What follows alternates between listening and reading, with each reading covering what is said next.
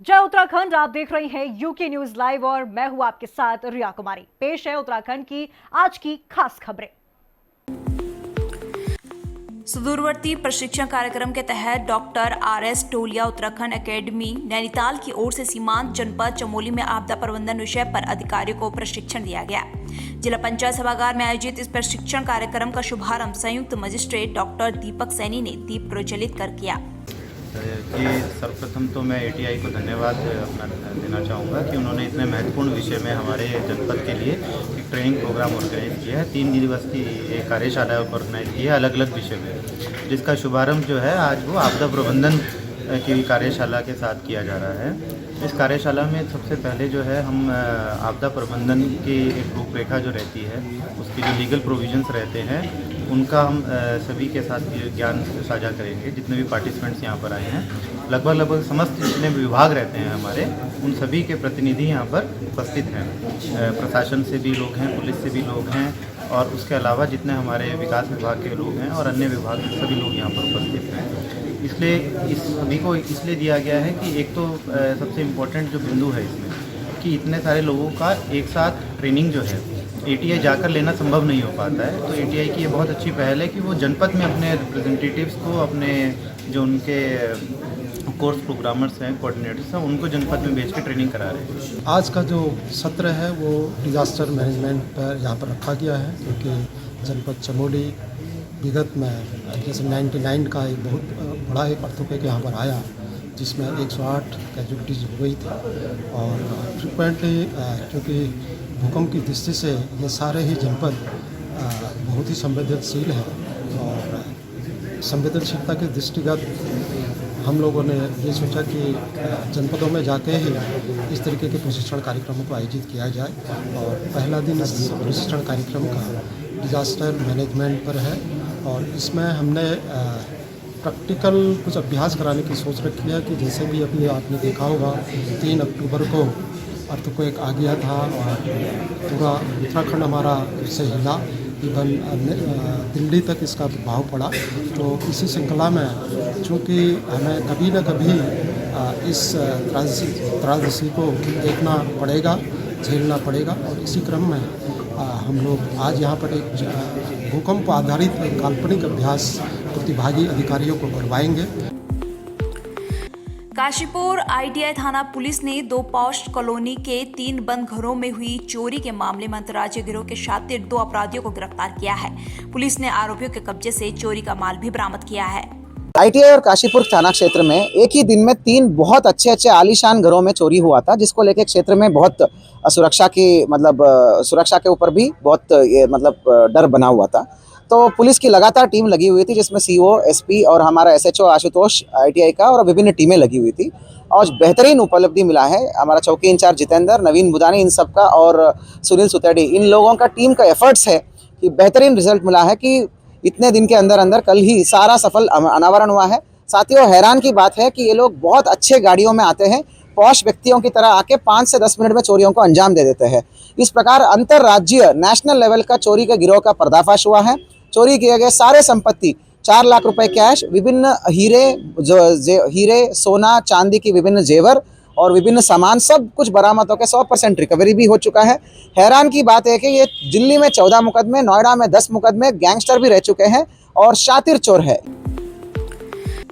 SDM Tushar Saini ने नानकमत्ता धर्मकांटे पर छापा मारा। तहसील नानकमत्ता द्वारा दूरभाष के माध्यम से अवगत कराया गया कि उनके द्वारा अपनी धान से भरी ट्रॉली को मंडी समिति नानकमत्ता के धर्मकांटे पर तुलवाया गया। इसके उपरांत जब उनके द्वारा पुनः अपनी धान से भरी ट्रॉली को भगवती धर्म को पंचपेड़ा नानकमत्ता में तुलवाया गया, तो दोनों धर्मकांटे के वजन में लगभग 65 किलो का अंतर आ रहा है, जिससे उन्हें नुकसान हो रहा है। धर्मकांटों की शिकायत थी, इसमें हमने जो है वो मंडी में भी गाड़ी को जो है वो वेट कराया, और उसके बाद प्राइवेट जो हमारे कांटे हैं उन पर भी कराया। तो कुछ अंतर मिल रहा है, जैसे कि एक ड्रम कांटे पे लगभग 70 किलो का अंतर है एक ट्रॉली पे, और एक दूसरे ड्रम कांटे पे लगभग 55 kg का अंतर है। तो हमने नापतोल विभाग से अधिकारियों को भी बुलाया है, तो वो लोग इसकी प्रॉपर जाँच करेंगे, और जाँच करके जो भी नियमानुसार कार्रवाई होगी उसको अमल में लाएंगे। जो यहाँ से ट्रॉली आवंटित होकर जाती है मिलर्स के यहाँ पे, और वो जहाँ नानकमता मंडी से जो पर्ची निकलती है उसको मान्य नहीं मानते हैं और अपनी तोल अलग से करवाते हैं। और अलग से करवाने के बाद आज जब उसको चेक किया गया तो उसमें 75 किलो का फ़र्क पाया गया। और जब दूसरी और एक मिल है उसके सामने एक धर्म कांटा है बालाजी वालों का, वहाँ पे चेक किया गया तो 55 किलो का फ़र्क पाया गया। ऐसे डेली ही मंडी की बात ना, मंडी के कागज़ों को ना मानकर अपनी बात को मनवाते हैं मिलर्स, जो अपनी मनमानी करते हैं और किसान का शोषण करते हैं। स्वास्थ्य महानिदेशक डॉक्टर विनीता शाह के साथ अभद्रता से बात करना पीपीपी मोड़ पर जिला अस्पताल में कार्यरत डॉक्टर को भारी पड़ गया। डीजी ने उनके खिलाफ चिकित्सालय प्रबंधन को कार्रवाई करने के आदेश दिए हैं। दरअसल डीजी हेल्थ डॉक्टर शाह ने जब जिला अस्पताल की व्यवस्थाओं को लेकर डॉक्टर विजय यादव से सवाल पूछे तो उन्होंने डीजी से अभद्रता से बात की, जिस पर डीजी ने उनके खिलाफ चिकित्सालय प्रबंधन को कार्रवाई करने के आदेश दिए हैं।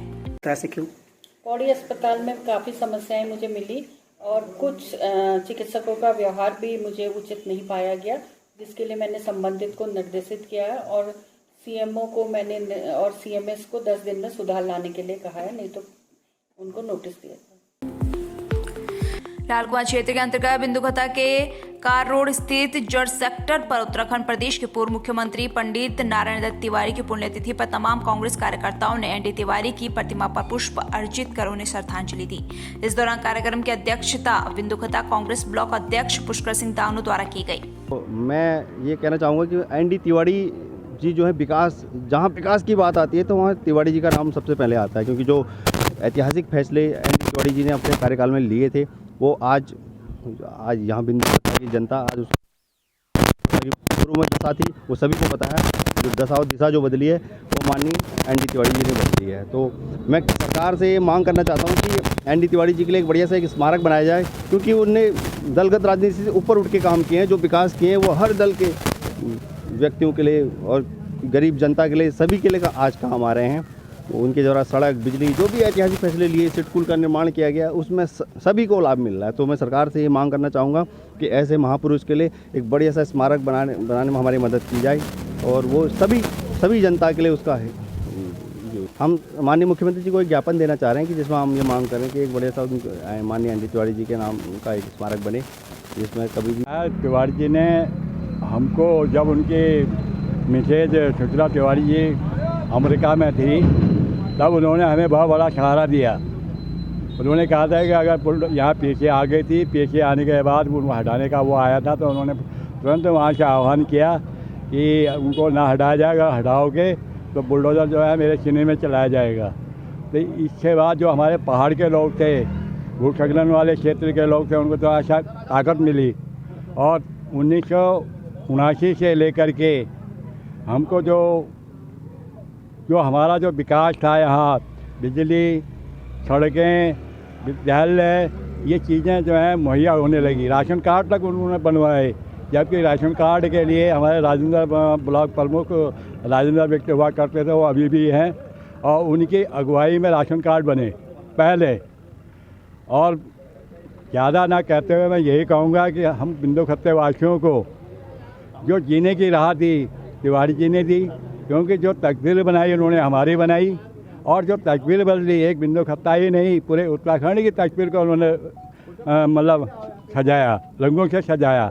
और जो रंग अभी अधूरे पड़े हुए हैं वो आज तक कोई रंगों को नहीं लगा पा रहा है। आज बिंदुखत्ता के कांग्रेस संगठन ने एक यहाँ पर हमारे श्रद्धेय पंडित नारायण दत्त तिवारी जी, जो पूरे भारत में विकास पुरुष के नाम से जाने जाते हैं, उनका जन्मदिवस व पुण्यतिथि का यहाँ पर एक आयोजन किया गया और उन्हें श्रद्धा सुमन अर्पित किए गए। इसके साथ ही मैं सभी कार्यकर्ताओं को बधाई देता हूँ कि उनके द्वारा एक फैसला भी लिया गया है कि पंडित नारायण दत्त तिवारी जी की मूर्ति बनाई जाएगी और उसका स्मारक शीघ्र यहाँ स्थापित कराया जाएगा। इसके लिए प्रदेश के मुख्यमंत्री जी से एक ज्ञापन के माध्यम से अनुरोध किया जाएगा कि वो हमें शहीद स्थल के आसपास पंडित नारायण दत्त तिवारी जी के स्मारक के लिए भूमि उपलब्ध कराएं और इसके लिए पूरा प्रयास भी किया जाएगा, उनसे मिलने का भी प्रयास किया जाएगा। अगर नहीं भी हो पाता है तो हम लोग बिंदुखत्ता में पंडित नारायण दत्त तिवारी जी का स्मारक स्थापित करेंगे। स्वर्गीय श्री पंडित नारायण दत्त तिवारी जी जो विकास पुरुष कहलाए जाते थे, उनके जयंती और पुण्यतिथि के अवसर पर हम लोग जो है यहाँ पर सारे कांग्रेसजन इकट्ठे हुए हैं और बिंदु खातेवासी इकट्ठे हुए हैं। तो पंडित नरेंद्र तिवारी जी जिनका की विशेष योगदान जो है नैनीताल ज़िले से विशेष योगदान रहता था और जिन बिंदु खत्ता की वसासत में उनका बहुत जो है योगदान रहा है, इसलिए हर वर्ष हम उनको याद करते हुए उनकी ये जो है जन्मदिन और पुण्यतिथि हर वर्ष बड़े धूमधाम से मनाते हैं। वहीं काशीपुर में भी पूर्व मुख्यमंत्री स्वर्गीय पंडित नारायण दत्त तिवारी की जयंती मनाई गई। नेता प्रतिपक्ष यशपाल आर्य व गैर राजनीतिक भाजपा के कार्यकर्ताओं ने उनकी प्रतिमा के आगे दीप प्रज्वलन कर फूल माला चढ़ाकर उन्हें श्रद्धांजलि अर्पित की।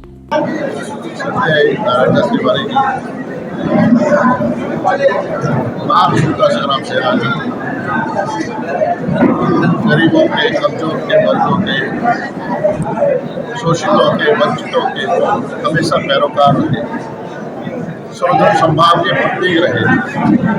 देश की आज़ादी में उनका बहुत बड़ा योगदान रहा और देश के निर्माण में, उत्तराखंड के विकास में, उत्तर प्रदेश के विकास में उनका बहुत महत्वपूर्ण भूमिका रही और देश के विभिन्न पदों पर, देश सरकार में विभिन्न पदों पर, चाहे मुख्यमंत्री के रूप में, चाहे योजना मंत्री के रूप में, चाहे विदेश मंत्री के रूप में, चाहे इस्पात खान मंत्री के रूप में, चाहे उद्योग मंत्री के रूप में, चाहे उत्तर प्रदेश के मुख्यमंत्री के रूप में, चाहे उत्तराखंड के मुख्यमंत्री के रूप में, उन्होंने अपनी एक छाप छोड़ी।